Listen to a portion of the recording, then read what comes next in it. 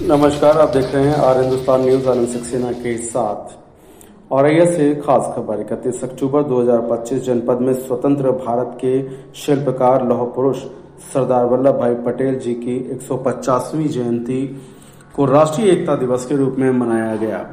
कार्यक्रम का विधिवत सरदार पटेल के चित्र पर माल्यार्पण कर एवं दीप प्रज्वलित कर शुभारंभ किया गया। कार्यक्रम का आयोजन राष्ट्र निर्माण, सामाजिक समरसता और युवा चेतना के प्रतीक उत्सव के रूप में किया गया, जिसके माध्यम से एक भारत श्रेष्ठ भारत का संदेश जन जन तक पहुंचा। राष्ट्रीय एकता दिवस उस विचारधारा का पुनर्स्मरण है जिसने भारत को सैकड़ों रियासतों से जोड़कर एक अखंड राष्ट्र का रूप दिया। सरदार पटेल का जीवन इस सत्य का प्रतीक था कि जब विचार, उद्देश्य और कार्य एक हो जाते हैं तो असंभव भी संभव हो जाता है। इस अवसर पर राष्ट्रीय एकता दिवस हमें याद दिलाता है कि संविधान के आदर्शों को जीवंत रखने के लिए नागरिक चेतना आवश्यक है। सरदार वल्लभ भाई पटेल की जयंती उस विचार का उत्सव है जो भारत की विविधता को उसकी शक्ति बनाता है। आज जब देश विकसित भारत 2047 के लक्ष्य को अग्रसर है, तब राष्ट्रीय एकता दिवस हमें याद दिलाता है कि विकास की जड़ें एकता में ही निहित हैं।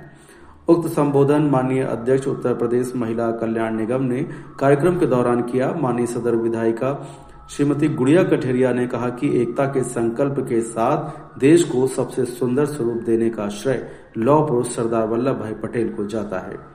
प्रेरक प्रसंग बताते हुए कहा कि लौह पुरुष ने अपने दुख सुख के ऊपर देश और हम सभी की परवाह की और इसके लिए उन्हें लौह पुरुष की पहचान मिली। प्रधानमंत्री जी का आभार व्यक्त किया और उन्होंने देश के सबसे विशाल स्मारक लौह पुरुष को समर्पित किया, जो प्रतीक है इस बात का यह देश उनका सम्मान करता है जो देश की सेवा करते हैं।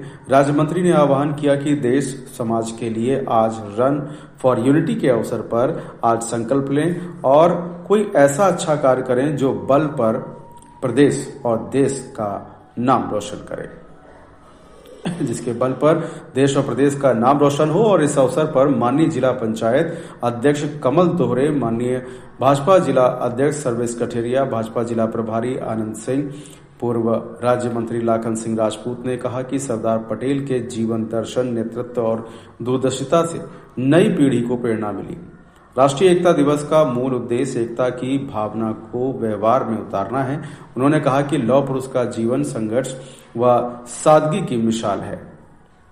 हम सभी को उनके जीवन मूल्यों को आत्मसात करते हुए अपनाना चाहिए। और इस अवसर पर उपस्थित लोगों से आह्वान किया गया कि वह अपने परिवार, गांव और समाज में आपसी सहयोग, सौहार्द और समरसता के मूल्यों का सुदृढ़ करें।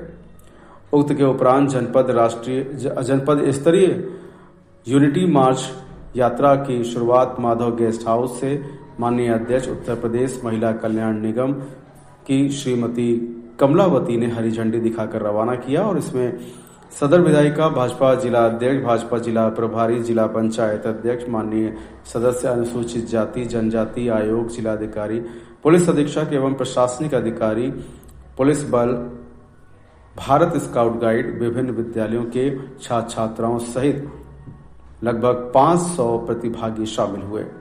इस यात्रा में लोग हाथों में तिरंगा थामे हुए चले और सामूहिक रूप से ये संदेश दिया कि राष्ट्र की एकता तभी सुदृढ़ होगी जब हम सभी नागरिक जागरूक, उत्तरदायी और सक्रिय होंगे। युवाओं का उत्साह देखने लायक था। जनपद स्तरीय यूनिटी मार्च यात्रा माधव गेस्ट हाउस से प्रारंभ होकर जालौन चौराहा, जेसीस चौराहा, सुभाष चौराहा तथा खानपुर चौराहा होते हुए प्रारंभ स्थल पर ही समाप्त हुई। इस दौरान मार्ग पर पड़ने वाले चौराहों पर स्थापित शहीदों की प्रतिमा पर माननीय जनप्रतिनिधि तथा गणमान्य नागरिकों ने माल्यार्पण किया। उक्त के पूर्व कार्यक्रम के दौरान देशभक्ति से ओतप्रोत नृत्य नाटिकाओं की प्रस्तुतिकरण हुई और दर्शकों को मंत्रमुग्ध कर दिया।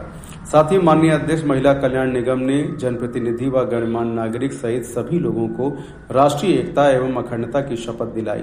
वहीं जिले भर में राष्ट्रीय एकता दिवस पर शपथ ग्रहण कार्यक्रम आयोजित हुए, जिसमें सरकारी विभागों, विद्यालयों, कॉलेजों पंचायत भवनों और सार्वजनिक स्थलों पर राष्ट्रीय एकता का संकल्प दोहराया गया। फिलहाल आप सुरक्षित रहिए, जुड़े रहिए आर हिंदुस्तान से। नमस्कार।